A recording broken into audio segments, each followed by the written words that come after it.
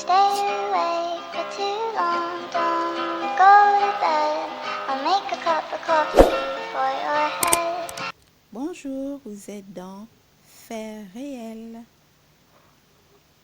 Ça faisait des années qu'Élodie vivait à fond sa vie, entre sorties, les hommes à droite à gauche, boîte de nuit.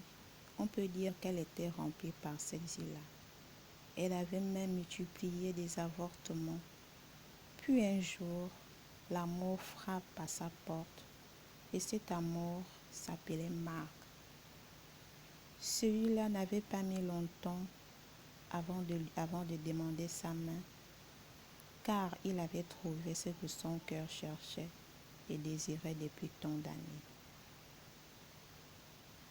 Marc avait su se montrer honorable envers Élodie.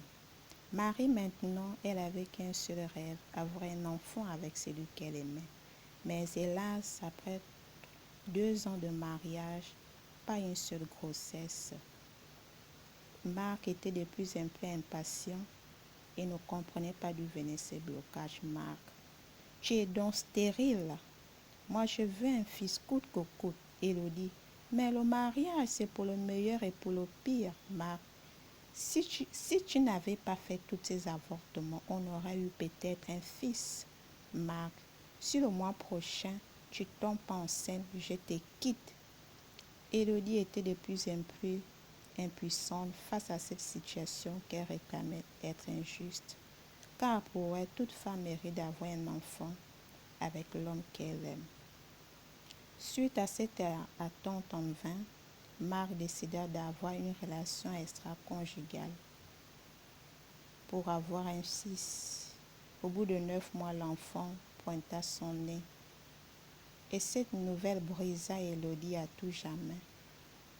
Son amour l'avait trahi et l'espérance d'avoir un enfant avec lui était descendue à 0. Élodie, comment tu as pu me faire ça, Marc? Je ne te retiens pas. Si tu veux, tu pars, Élodie.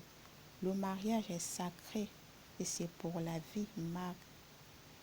Tu m'avais pas dit que tu étais stérile. Et vous, comment qualifiez-vous le comportement de Marc? Aimait-il vraiment sa femme? Que feriez-vous si vous étiez Élodie? La moralité dans cette histoire, en tant que jeune femme, les avortements ne sont pas bien. Vaut mieux de s'abstenir, attendre l'homme que Dieu a prévu pour nous. Parce que si Élodie n'avait pas multiplié tous ces avortements-là, elle devait vivre un mariage heureux. Mais non, là c'était le contraire. Je n'apprécie pas non plus le comportement de Marc, parce que le mariage c'est pour le pire. Et Dieu bénit toujours la fidélité. Merci, abonnez-vous, commentez, je vous